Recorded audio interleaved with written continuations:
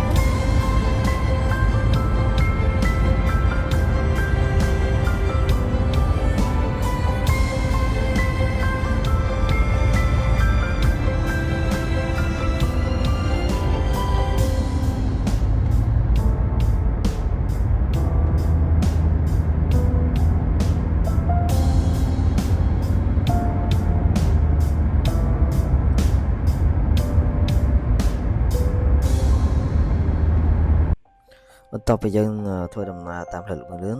មកដល់គិរីរម្យគឺគាត់អ្នកនរគ្នាឃើញពីសកម្មភាពខ្ញុំក៏ដឹងថាផ្ដាស់ដែរដោយសារតែខ្ញុំទៅនឹងរៀងល្ងាអត់ក្តៅខ្លាំងទេហើយ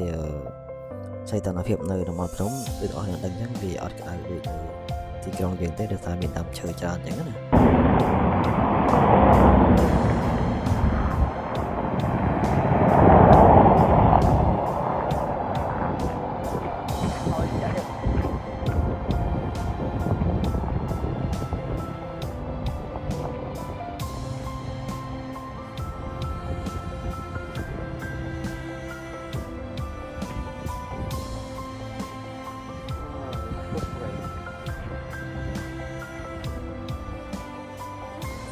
បន្ទាប់ពីមកដល់ភ្នំគិរីរម្យក៏ធ្វើដំណើរបន្តមកតំបន់វិជាបោះតង់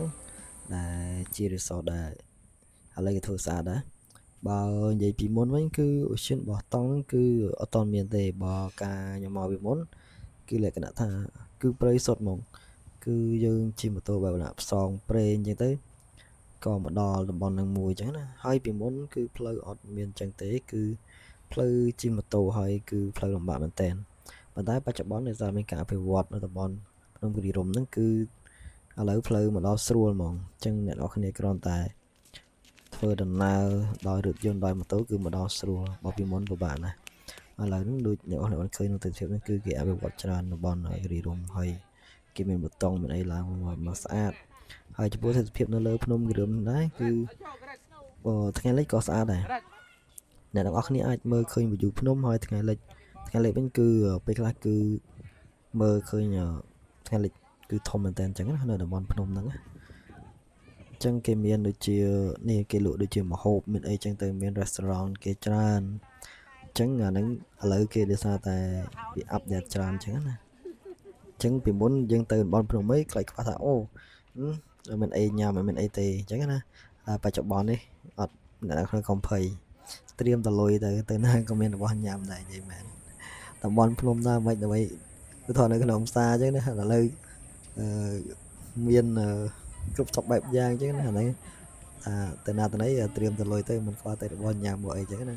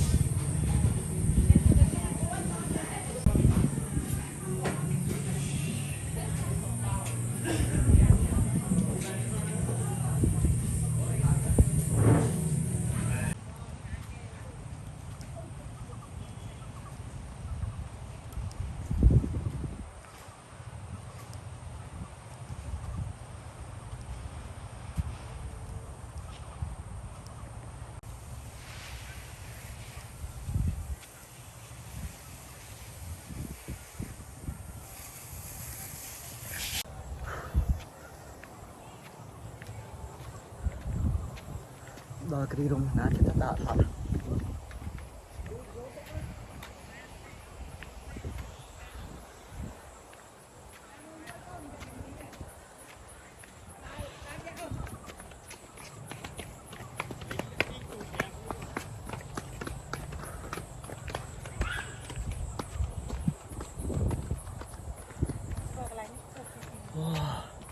hot à